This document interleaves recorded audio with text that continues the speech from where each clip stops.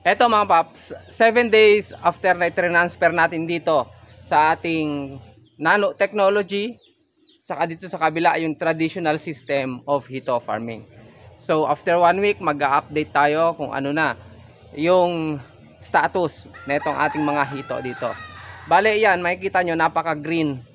7 araw pa lang ang nagdaan yan, berdeng-berde na yung tubig nito. Yung kulay ng ating tubig, berde. Yan o. Saka ganoon din dito sa kabila. So parehas lang na maberde. Pero mas lamang ng konti etong ating nano technology kumpara dito sa traditional. So yung tubig niya after 7 days medyo nagbawas ng konti. Yun, siguro gawa lang sa evaporation. Pero dahil nga sa ganito yung situation niya, hindi ko siya matiis, kaya magpapalit ako ngayon ng tubig. Same time, titingnan natin yung laki ng mga hito natin kung mayroong pagbabago.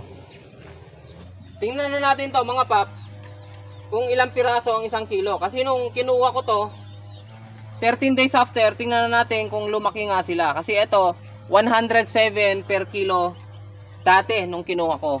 So tingnan na natin ngayon kung ilan ang pieces per kilo. 5.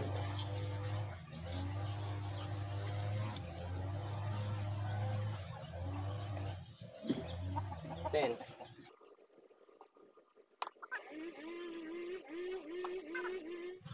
68.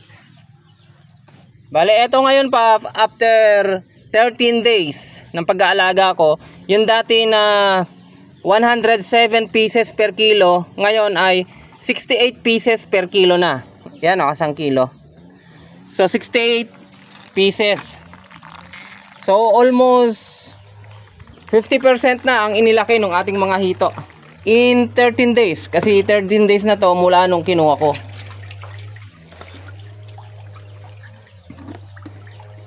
Iyan yon sa ating nano technology. So titingnan naman natin dito sa kabila yung ating traditional setting. Ito naman mga paps, dito tayo kumuha ng sample sa ating traditional system. 5, 10,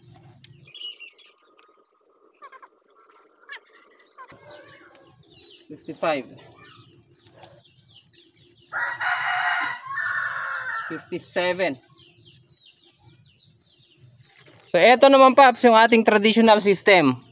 1 kilo, 1.1 pa nga. So 57 pieces.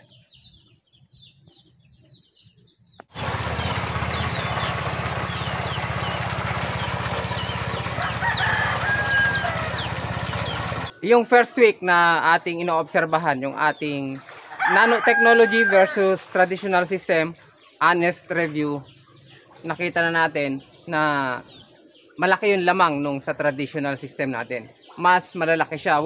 Nung kinuha kasi natin to noong May 18 and now June 3 ay anto 4 to 5 inches.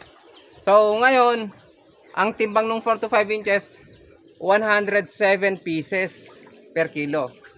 Tapos after 13 days, 1 week natin silang inalagaan dito ng comparison, honest review, lumamang yung traditional. Ang bilang nung 1 kilo is 57 pieces. Compare dito sa nanotechnology, 68 pieces per kilo. So malaki yung nilamang. Pero so far, okay naman yung pinapakita. Yung mortality, hindi ko pa maibibigay yung data. Pero nakita ko dito sa nanotechnology natin, ay meron ako nakitang 3 noon.